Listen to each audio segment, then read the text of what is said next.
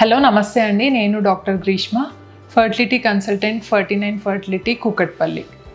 ఈరోజు నార్మల్గా మనం బేబీస్ని పెట్టేటప్పుడు అంటే ఎంబ్రియోస్ని పెట్టేటప్పుడు అసలు అంటే ఏ ఎంబ్రియోస్ని పెడతాము, ఎంబ్రియోస్ని గ్రేడ్ అనేది ఎలా చేస్తాము, దాన్ని బట్టి మనకేమన్నా తెలుస్తుందా, మనకి ప్రెగ్నెన్సీ వచ్చే అవకాశాలు ఎంతవరకు ఉంటాయి, ఈ విషయం గురించి మాట్లాడుకుందాం.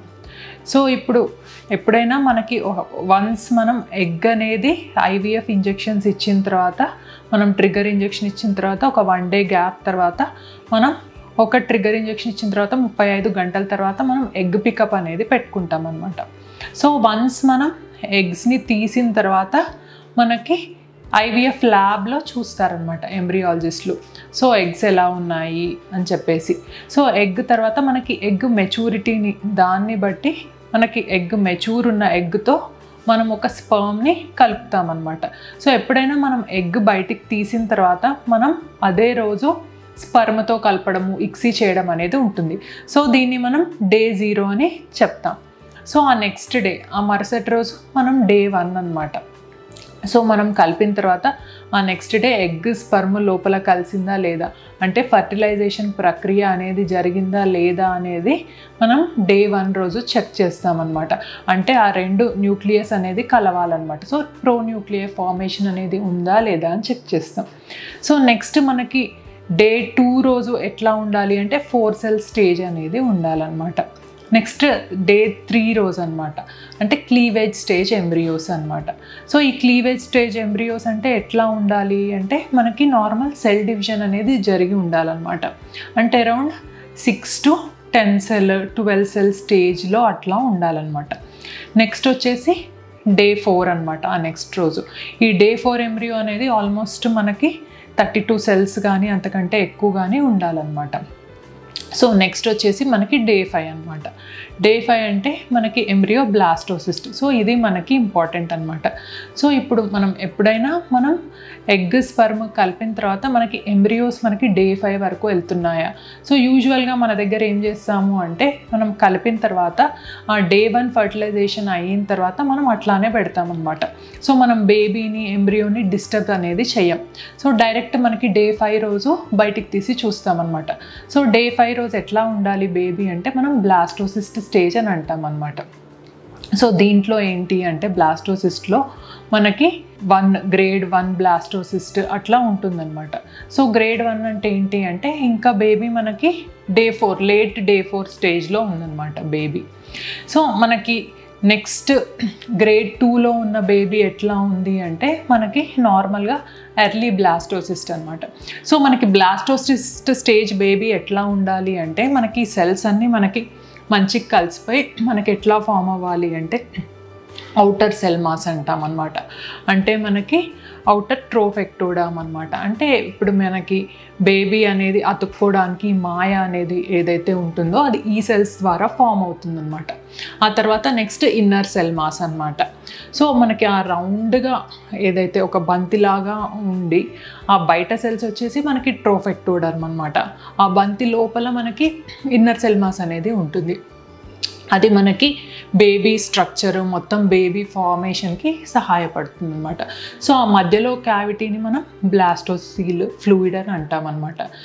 వీటిని బట్టి మనకి గ్రేడింగ్ అనేది ఆధారపడుతుంది అనమాట.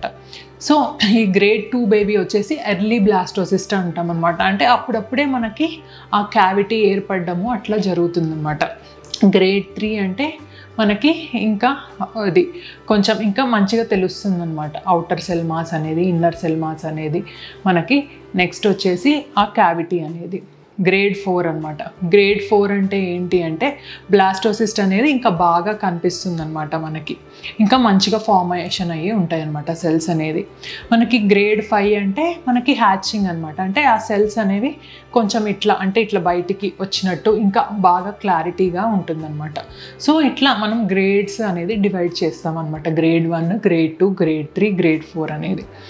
నెక్స్ట్ అనేది మనకి ఈ గ్రేడింగ్లో మనం చూస్తామన్నమాట. గ్రేడ్ 2A గ్రేడ్ ఇట్లా AA AB అంటే ఏంటి అంటే ఫస్ట్ మనం ఇచ్చేది ఒక అవుటర్ సెల్ మాస్ అనమాట. ఈ అవుటర్ సెల్ మాస్ని బట్టి కూడా ఉంటుందన్నమాట. అంటే మనకి బయట ఉండే సెల్స్ దాన్ని బట్టి అవి మంచిగా ఈక్వల్గా ఉన్నాయి అంటే డెన్స్గా ఇట్లా ఉన్నాయి అంటే సో నార్మల్గా వాటిని బట్టి మనకి అంటే ఈ అవుటర్ సెల్ మాస్ కానీ ఇన్నర్ సెల్ మాస్ కానీ డెన్స్గా మంచిగా కనిపిస్తుంది అంటే మనం ఏ గ్రేడింగ్ అనేది ఇస్తామన్నమాట. లేదు సెల్స్ అనేవి కొంచెం ఇట్లా అంటే కొంచెం అన్ఈవెన్గా ఉన్నాయి, కొంచెం మనకి సెల్స్ అనేవి తక్కువగా కనిపిస్తున్నాయి అంటే బీలో ఇస్తామన్నమాట.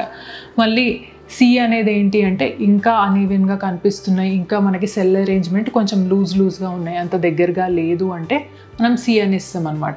మనం డి అనేది అంటే ఇవ్వడము అంటే మనకి ఇంకా అసలు సరిగ్గా ఫార్మేషన్ అనేది కనిపించట్లేదు, అంతే లోపలంతా కొంచెం డీజనరేషన్ లాగా ఉంది అంటే డి గ్రేడ్ అట్లా ఇస్తామన్నమాట. సో ఇట్లా మనం బ్లాస్టోసిస్ట్ గ్రేడింగ్ని ఇవ్వడం జరుగుతుంది. సో గ్రేడ్ ఎందుకు ఇస్తాము అంటే ఇప్పుడు నార్మల్గా మనకి ఎంబ్రియాలజిస్ట్కి అంటే మనకి తెలియాలన్నమాట. అంటే ఏ ఎంబ్రియోస్ని మనం ఫ్రీజ్ చేసుకోవాలి. ఇప్పుడు మనకి ఎక్కువ ఎంబ్రియోస్ వచ్చాయనుకో సో బెస్ట్ ఎంబ్రియోస్ అనేవి ఈ గ్రేడింగ్ని బట్టి మనం డిసైడ్ చేసుకుంటాం అనమాట. సో ఇది బెస్ట్ ఎంబ్రియోస్ అని ఎట్లా అంటున్నాము అంటే ఓన్లీ మనం బయట స్ట్రక్చర్ అనమాట, లోపల జెనెటిక్ మెటీరియల్ అనేది మనకు అవగాహన అనేది ఉండదన్నమాట. సో బయట స్ట్రక్చర్ని బట్టి మనం చెప్తామన్నమాట. సో ఈ బయటకి కనిపించే బేబీ మంచిగా ఉంటే వాటిని మనకి బెస్ట్ గ్రేడ్ ఇచ్చి ఫస్ట్ ప్రిఫరెన్స్ వాటికి ఇస్తామన్నమాట ఫ్రీజింగ్ అనేది చేసుకోవడానికి. సో దీన్ని బట్టి అంటే ఫస్ట్ మనం ఎంబ్రియో ట్రాన్స్ఫర్కి వెళ్ళినప్పుడు బెస్ట్ గ్రేడ్ ఉన్నవి ఫస్ట్ ట్రాన్స్ఫర్ చేయడము అట్లా చేస్తామన్నమాట. ఇంకొకటి మనం గుర్తుపెట్టుకోవాల్సింది ఏంటి అంటే ఎప్పుడు కూడా మనకి ది బెస్ట్ ఎంబ్రియోస్ పెట్టాము వీటి వల్ల 100% సక్సెస్ వస్తుంది అన్న గ్యారంటీ అయితే మనకేం ఉండదన్నమాట. ఇంకొకటి మనం సి గ్రేడ్లో ఉన్న ఎంబ్రియోని పెట్టాము దీనివల్ల మనకి సక్సెస్ రాదు అట్లా ఏం లేదనమాట. సో మనకి బేబీ అతుక్కోవడం అనేది చాలా అంశాల మీద ఆధారపడి ఉంటుంది అనమాట, ఎంబ్రియో ఎండోమెట్రియల్ సింక్రోని దాన్ని బట్టి. సో మనకి ఏంటి అంటే కొన్నిసార్లు మనకి సి గ్రేడ్లో పెట్టిన బేబీ కూడా మనకి ప్రాణం పోసుకొని లైవ్ బర్త్ వరకు వెళ్తుంది అనమాట. మనకి కొన్నిసార్లు ఏ గ్రేడ్లో పెట్టిన బేబీ కూడా మనకి అబార్షన్స్ అవ్వడము లైవ్ బర్త్ ఇవ్వకపోవడము అట్లా చూస్తామన్నమాట.